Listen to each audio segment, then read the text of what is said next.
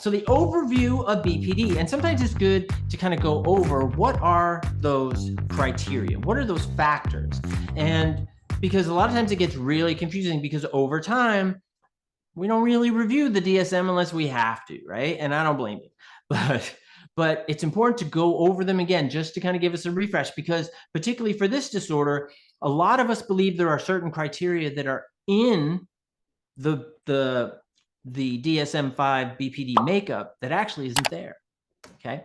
So first, it's a pervasive pattern of instability of interpersonal relationships and how they see themselves and their emotional control. And what this does is that it drives this sense of impulsivity. Now, typically we see this in early adulthood and it's present across contexts. Now, that means that it can't just be with mom, dad, brother, sister, cousin, right? We have to see it at home. We have to see it in a workplace or an academic setting and in other settings as well, grocery stores, right? Traffic, wherever else it may be. We want to see it across contexts, because if it is singular to romantic relationships, and a lot of my clients that just have traits actually have a lot of negative self-image and a lot of really sort of BPD-based beliefs, behaviors, and patterns that are pretty specific to just their romantic relationships. Now, their relationship with their family isn't great, and their relationship with their friends is, it's touch and go. But the majority of it, when we talk about that marked impulsivity, poor self-concept, all of those factors, we really see that exhibited in romantic relationships. So in that context, it wouldn't actually count, right? But we know that there's also a subjective aspect as well to this as well. So if you were like, okay, well, you know what, we're going to count it. But are they losing jobs because of it? Are they able to stay in school, or are they getting kicked out of school because of it, or things like that? And because we're talking about complex BPD, what are the other mental health conditions that are comorbid that could be adding to this as well? Now, this is one of those central components that is pretty specific to BPD, abandonment, this fear of abandonment.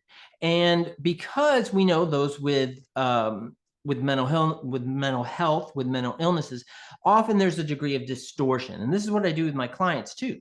I'm like, well, there's a degree of distortion. So you're not seeing the world in an accurate and authentic way.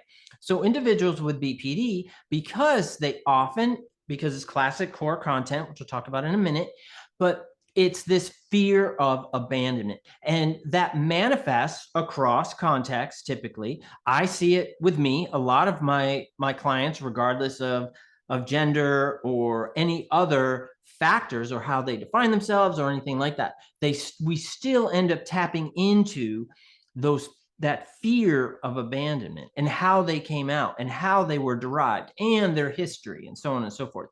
And we're going to break all this down. But this is a central component.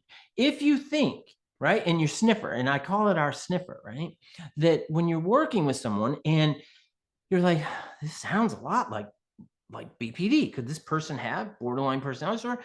I want you to then say, okay, I got to start looking for some of that classic core content. Doesn't mean everybody has it, but there's a high probability of individuals that do. Is abandonment present?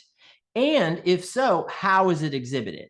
Okay, so I'm going to put a pin in that, a lot of pins in that, because we're going to revisit that a lot. What about an unstable and intense interpersonal relationships? This is heroes, zeros. As mental health providers, we experience this roller coaster all the time. This is the best relationship I've ever been in. You're the best therapist. Oh my gosh. People often reach out to me and things like that. And they're like, oh, you're the only one that can treat me. You're the only one that can help me. And usually I'm like, well, no, I'm not. And then I try to refer them to other folks because I don't have any openings on my schedule.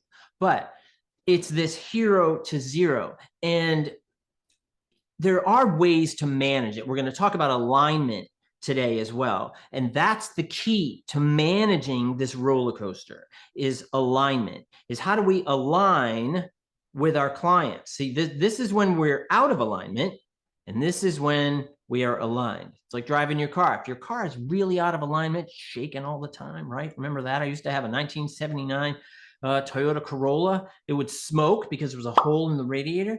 So I'd be driving along, shaking down the highway, and it was just all this smoke. And it was everything was out of alignment. So it made it hard to go forward, right? But we can regulate it. And that is in the therapeutic capacity, right? By alignment, aligning with our clients against it or the object of BPD. And we're going to talk about that absolutely in detail in a moment. So we got markedly and persistent. So intense, unstable self-image or sense of self. Now, this we see in a mass of probably 25 and under, those that kind of grew up with social media because they were brought up with this externalized validation need. And what happens is that when your sense of self or that need for quality, value, self-esteem, so on and so forth, is externalized, it creates an unstable self-image. Now, I'm not saying everybody has BPD. I'm not saying that. I'm saying that this is a particular trait that I see in individuals more often that are 25 and under. It doesn't mean that I have clients in their 30s, 40s, 50s. They are dealing with this in the construct of BPD, but I think that this particular aspect is particularly salient for individuals that are 25 and under. Again, because of that externalization. So we see that, like, I don't know who I am. I don't know what I believe in. I don't know what choices to make because I'd rather make choices. This is where it's attached to those abandonment fears. I'd rather make choices so you love me or that I feel safe with you than me make my own choices and have to explore that. It's not out of laziness. It's out of a sense of preservation. It's different. And so instead, I'm just going to do whatever you want me to do. Whatever you tell me I should believe in, I'll believe in. That's fine. And it varies. In the movie clip that I'm going to show you in a moment, you're going to absolutely see this variability of self. It's a disturbing clip. I've seen it hundreds of times, literally, and it's disturbing every single time. Pumping you up for it, right? Okay. Self-damaging impulsivity. So spending, sex, substance abuse, reckless driving, binge eating. Absolutely. So in other words, how can I get rid of this pain as quickly as possible?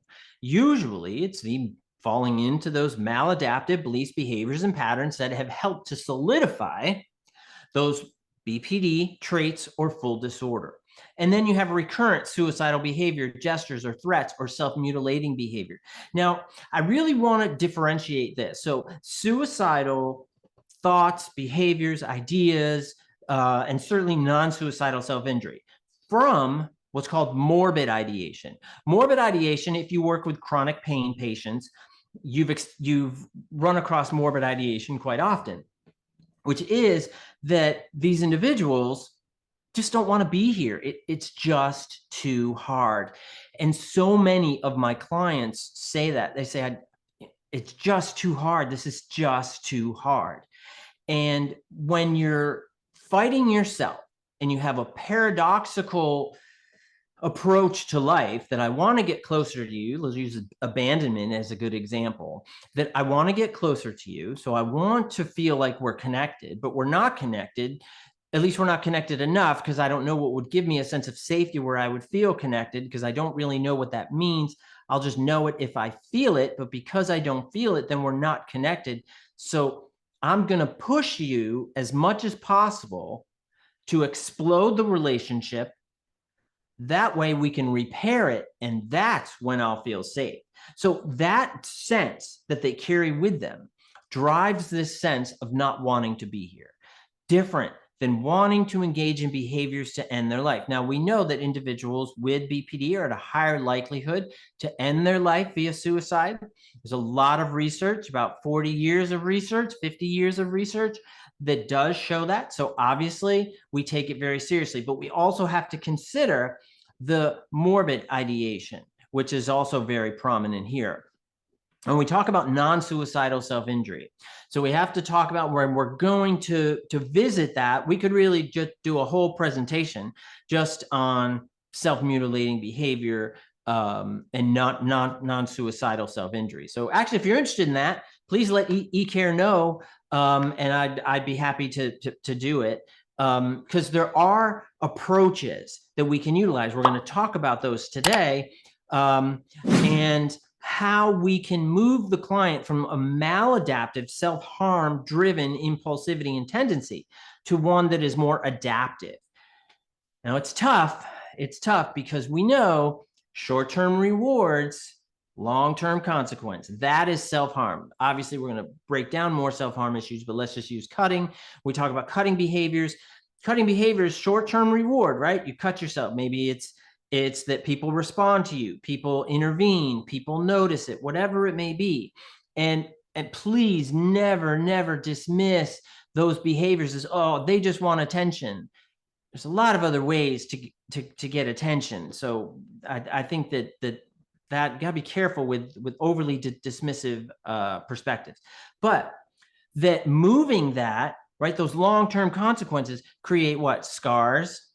It creates fear. A lot of people are often very afraid. If a partner, they fear abandonment, like, oh, this person's going to save me. So they cut their arms up, and that partner, the person who they love or feel connected to, sees that, they freak out and they leave.